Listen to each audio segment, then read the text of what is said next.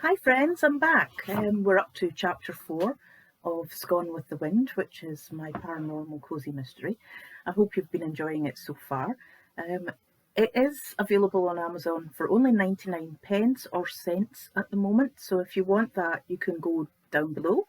There should be a link, and you can click on it and it will take you through. And also, can I ask you if you could hit the subscribe button? It means so much to me. Thank you, but without further ado, we'll get on to chapter 4. Chapter 4, Scone of the Day, Apple and Cinnamon. I opened my eyes on Sunday morning and was glad I had set out painkillers and had filled up a bottle of water.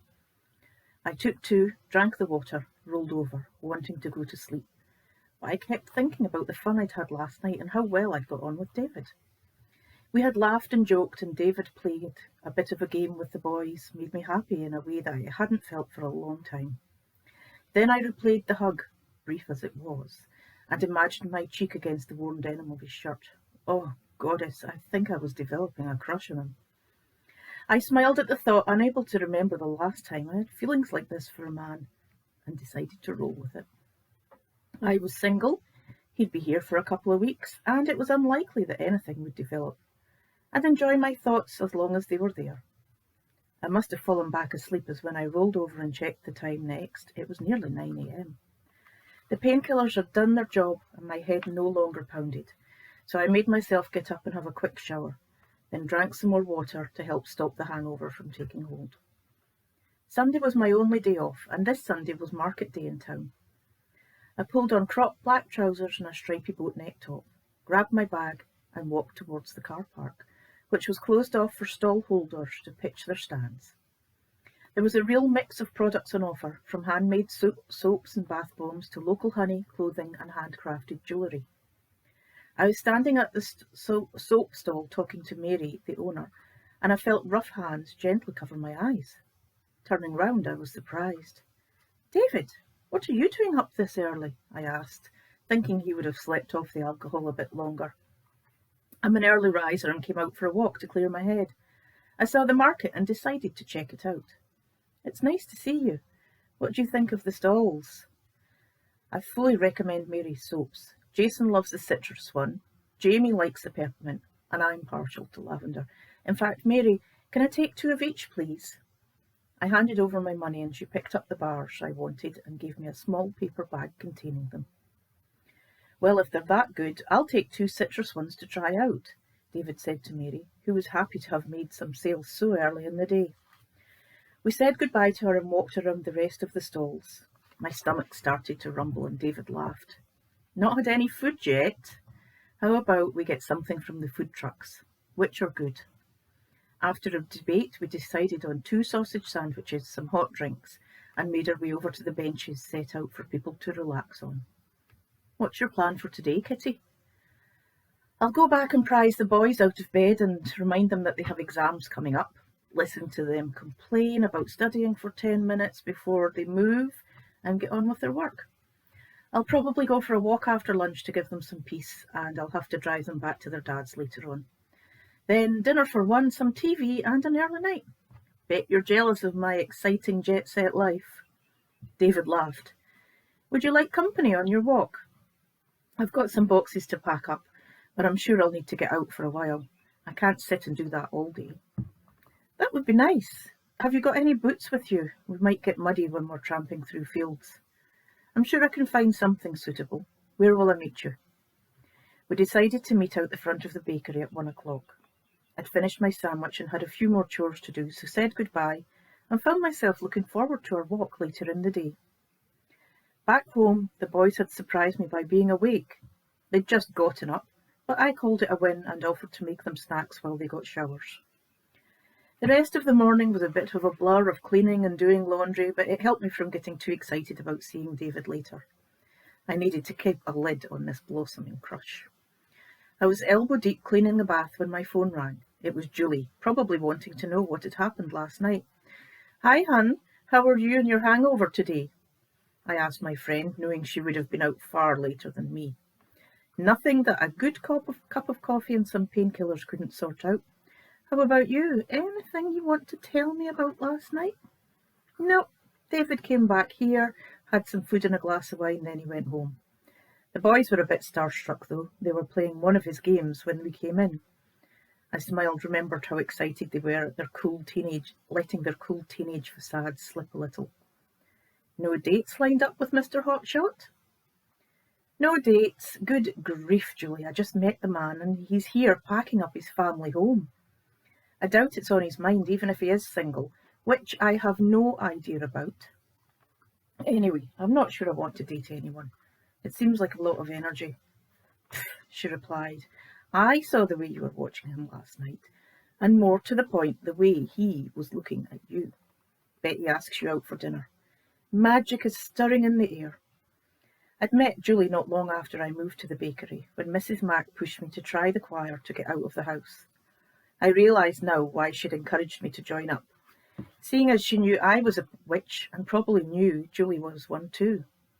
Did you hear something in the wind?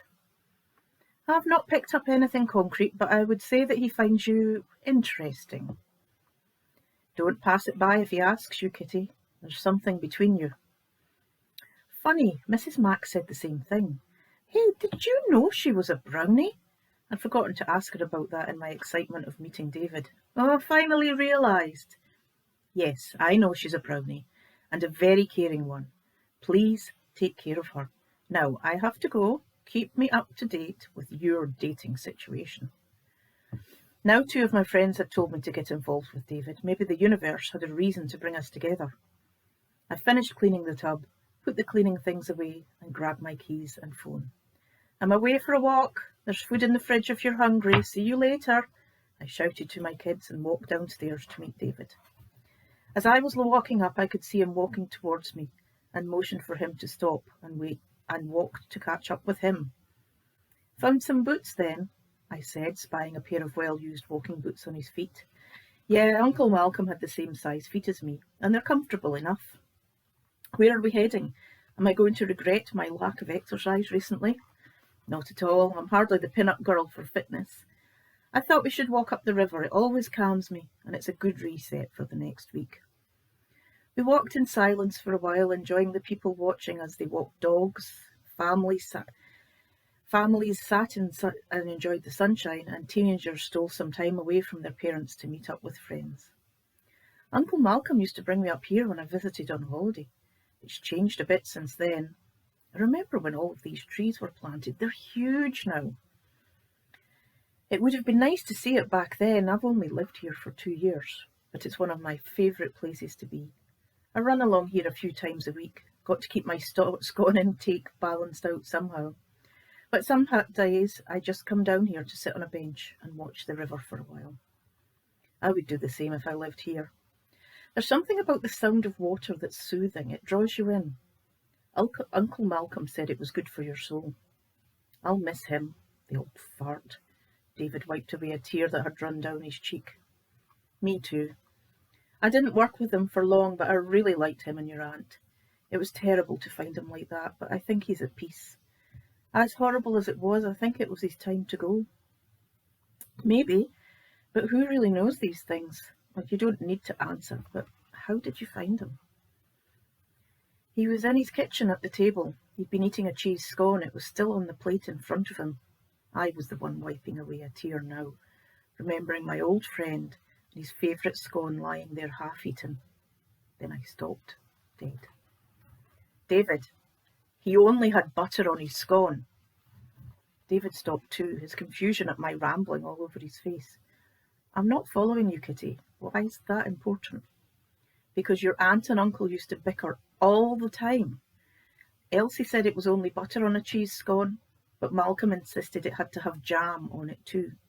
There was no jam. Someone else must have been there. I searched out for a bench and went to sit down, not trusting my legs to hold me up. David sat down too, running his fingers through his auburn hair. Maybe he decided to have a change? But I could see he wasn't convinced. Your uncle changed nothing in the entire time I knew him. He was punctual for work, and when he retired, he always came to the bakery at the same time. I could set my watch by him. David, do you think there was foul play at work? The more I think about it, the less it adds up. He's sitting with his head slumped forward like he'd fallen asleep. But if he was having a heart attack, why didn't he reach for the phone on the table? Or get up and try to get some help? I knew something didn't add up when I saw him, but I couldn't figure it out. I was so shocked at finding him. But the police didn't think it was suspicious. They thought it was natural causes, David replied, his face drained of colour. I know what I saw, even though it makes little sense. Malcolm had no enemies that I know of. Why would someone do that to him? And how can we prove it was something more than an accident? Well, we can't go to the police on grounds that my uncle Malcolm liked jam in his scone. They'd think they were nuts. What should we do? I have no idea, but I know someone who might know where to begin. So there we go, chapter 4. So Kitty's thoughts that something might have been off with Malcolm turned out to be correct as far as she knows. And yeah, she's told David. What's going to happen next?